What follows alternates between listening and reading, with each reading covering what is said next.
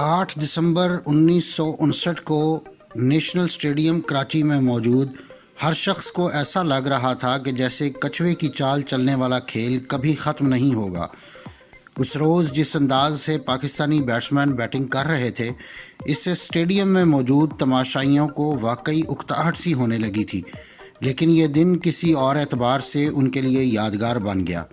اگر آپ مختلف سائنسی، تاریخی اور علمی موضوعات پر سوچتے ہیں اور مزید جاننے کا تجسس رکھتے ہیں تو سبسکرائب کیجئے ہمارا چینل اور بیل آئیکن دبائیے تاکہ ان موضوعات پر تیار کی گئی ہماری ویڈیوز آپ کو فوری مل سکیں۔ یہ پاکستان اور آسٹریلیا کی کرکٹ ٹیموں کے درمیان 3 میچوں کی سیریز کے تیسرے اور آخری ٹیسٹ کا چوتھا دن تھا، جب دنیا کو یہ خبر مل چکی تھی کہ پاکستان کے دورے پر آئے ہوئے امریکی صدر آئزن ہاور نیشنل اسٹیڈیم آ کر کچھ دیر کے لیے ٹیسٹ میچ دیکھنے والے ہیں۔ یہ کسی امریکی صدر کے کرکٹ ٹیسٹ میچ دیکھنے کا پہلا موقع تھا۔ آئزن ہاور خود گولف اور مچھلی کے شکار کے شوقین تھے۔ عام طور پر سمجھا جاتا ہے کہ انہیں کرکٹ سے کچھ خاص شناسائی نہیں تھی، مگر ریکارڈ سے پتہ چلتا ہے کہ وہ کرکٹ کے مشہور کلب MCC کے ممبر بھی تھے۔ امریکی صدر کا دورہ پاکستان 19 روز میں 11 مختلف ممالک کے خیر سگالی دوروں کا حصہ تھا۔ آئزن ہاور پاکستان کے فوجی حکمران جنرل ایوب خان کے ساتھ صبح 11:40 پر اسٹیڈیم میں داخل ہوئے تو اس وقت پاکستان کی دوسری اننگز جاری تھی، لیکن مہمان کی آمد پر کھیل روک دیا گیا۔ پاکستان ایئر فورس کے بینڈ نے دونوں ملکوں کے قومی ترانوں کی دھنیں بجائیں اور اس کے بعد دونوں ٹیموں کو صدر آئزن ہاور سے تعارف کے لیے میدان میں کھڑا کر دیا گیا۔ کہا جاتا ہے کہ اس روز اسٹیڈیم میں 40,000 کے لگ بھگ شائقین موجود تھے۔ کھلاڑیوں کے تعارف سے قبل صدر آئزن ہاور کو کرکٹ ٹائی اور ان کے لیے خصوصی طور پر تیار کردہ کرکٹ بلیزر پیش کیا گیا، جسے انہوں نے پہنا۔ دلچسپ بات یہ ہے کہ پاکستانی حکام نے اس بات کا خاص خیال رکھا تھا کہ بلیزر کا سائز امریکی صدر کی جسامت کے عین مطابق ہو، لہٰذا انہوں نے ان کے دورے سے قبل ہی وائٹ ہاؤس رابطہ کر کے پیمائش کے بارے میں مکمل معلومات حاصل کر لی تھیں، جن کی بنیاد پر یہ بلیزر تیار کرایا گیا۔ اس موقع پر پیش آنے والے ایک دلچسپ واقعے کے بارے میں برطانوی مصنف مارک ڈاسن نے اپنی کتاب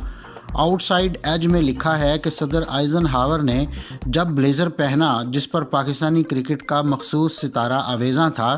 تو آسٹریلوی کرکٹ ٹیم کے کپتان رچی بینو سے رہا نہ گیا اور انہوں نے مذاقاً صدر آئزن ہاور سے کہا کہ اچھا تو آپ مخالف کیمپ میں شامل ہو گئے ہیں۔ اس پر صدر آئزن ہاور نے کہا لگاتے ہوئے جواب دیا کہ میرا خیال ہے آپ سب کرکٹرز ہیں۔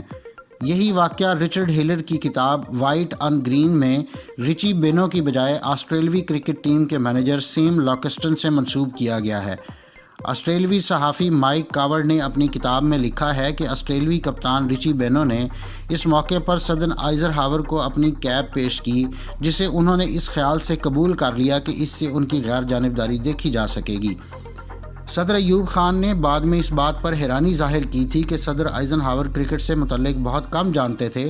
تاہم کتابوں میں درج ہے کہ جب آئزن ہاور سے دونوں ٹیموں کا تعارف کرایا جا رہا تھا تو انہوں نے پاکستانی بیٹسمین ڈنکن شارپ کو پہچان لیا تھا اور ان سے مخاطب ہوتے ہوئے کہا تھا کہ آپ وہی ہیں جنہوں نے ڈھاکہ ٹیسٹ میں اچھی بیٹنگ کی تھی، جس پر ڈنکن شارپ نے ان کا شکریہ ادا کیا۔ واضح رہے کہ شارپ ان 4 مسیحی کرکٹرز میں سے ایک ہیں جنہوں نے آج تک پاکستان کی قومی کرکٹ ٹیم میں کھیلا ہے۔ صدر آئزن ہاور نے اس موقع پر کرکٹ بیٹ اور گیند دیکھنے کی بھی فرمائش کی اور بیٹ پر اپنے دستخط بھی کیے۔ دونوں سربراہان مملکت قریباً آدھا گھنٹہ اسٹیڈیم میں رہے اور اس موقع پر آئزن ہاور کرکٹ کے بارے میں سوالات بھی کرتے رہے، جن میں سے کچھ ایسے سوالات بھی تھے جن پر ایوب خان کو بازو کی مدد سے عملی مظاہرہ کرتے ہوئے جواب دینا پڑے۔ صدر آئزن ہاور نیشنل اسٹیڈیم کے اس مختصر دورے پر بہت خوش تھے، جس کا اظہار انہوں نے اسی روز پاکستان کرکٹ بورڈ کے سیکرٹری SM حسین کو لکھے گئے خط میں کیا تھا کہ یہ ان کے لیے ایک منفرد موقع تھا کہ انہوں نے دنیا کی 2 اچھی ٹیموں کو مد مقابل ہوتے ہوئے دیکھا ہے۔ صدر آئزن ہاور کی موجودگی سے ہٹ کر اس ٹیسٹ کا چوتھا دن شائقین کے لیے انتہائی اکتا دینے والا تھا، کیونکہ پورے دن کے کھیل میں پاکستانی ٹیم صرف 104 رنز بنا سکی تھی اور اس کی 5 وکٹیں گری تھیں۔